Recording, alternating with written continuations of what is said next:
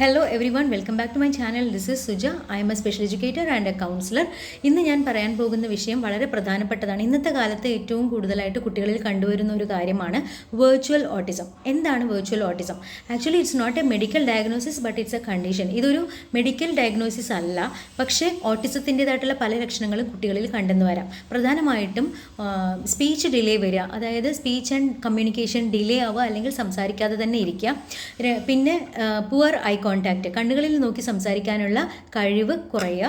പിന്നെ സോഷ്യലൈസേഷൻ കുറഞ്ഞു വരിക, മറ്റുള്ള കുട്ടികളുമായിട്ട് ഇടപഴകാനോ അല്ലെങ്കിൽ സൊസൈറ്റിയുമായിട്ട് ഇടപഴകാനുള്ള കഴിവ് ഇല്ലാതെ വരിക.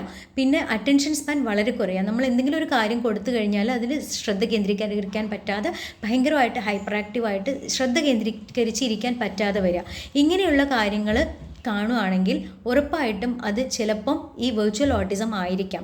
അതിന് നിങ്ങൾക്ക് ചെയ്യാൻ പറ്റുന്ന ഒരു കാര്യം എന്ന് പറയുന്നത്, 3 വയസ്സിൽ താഴെയുള്ള കുട്ടികൾ ഇതെല്ലാം ഈ കാണുന്ന സ്ക്രീനിൽ കാണുന്നതൊക്കെ അവർ റിയൽ ലൈഫായിട്ടാണ് എക്സ്പീരിയൻസ് ചെയ്യുന്നത്.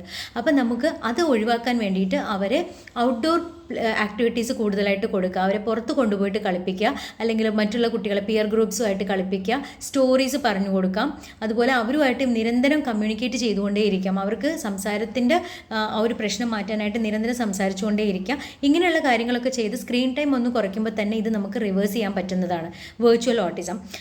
ഇനി ഇത് സ്ക്രീൻ ടൈം കുറച്ചിട്ടും ഇതുപോലെ തന്നെ കുട്ടികളിൽ ഈ ലക്ഷണങ്ങൾ കണ്ട് ഇങ്ങനെ തന്നെ നിൽക്കുകയാണെങ്കിൽ ഉറപ്പായിട്ടും നിങ്ങളൊരു ഒരു സ്പെഷ്യലിസ്റ്റിനെ കൊണ്ടുപോയിട്ട് കാണിക്കേണ്ടത് അത്യാവശ്യമാണ്. ഇത് ഓട്ടിസം ആണോ അല്ലയോ എന്നുള്ളത് ഉറപ്പുവരുത്തണം. ഇനി വെർച്വൽ ഓട്ടിസം ആണെങ്കിൽ നമുക്ക് പൂർണ്ണമായിട്ടും ഇത് റിവേഴ്സ് ചെയ്യാവുന്നതാണ്. ഓട്ടിസം ആണെങ്കിൽ ഉറപ്പായിട്ടും നമുക്ക് അതിൻ്റെ എത്രത്തോളം പെട്ടെന്ന് നമ്മൾ അതിൻ്റെ ഇൻ്റർവെൻഷൻ സ്റ്റാർട്ട് ചെയ്യുന്നു അത്രത്തോളം നമുക്ക് കുട്ടികളിൽ ഡെവലപ്മെൻറ്റ്സ് ഉണ്ടാക്കി കൊണ്ടുവരാൻ പറ്റും. ഏർലി ഇൻ്റർവെൻഷൻ എന്ന് പറയുന്നതാണ് ഏറ്റവും ഇമ്പോർട്ടൻ്റ് ആയിട്ടുള്ള ഒരു കാര്യം. അതെല്ലാ രക്ഷിതാക്കളും ശ്രദ്ധിക്കേണ്ടതാണ്. കൂടുതൽ ഇതുപോലുള്ള വീഡിയോസുമായിട്ട് ഞാൻ വരാം. എൻ്റെ ചാനൽ ഇത് ആദ്യമായിട്ടാണ് കാണുന്നതെങ്കിൽ please like, share and subscribe. Thank you.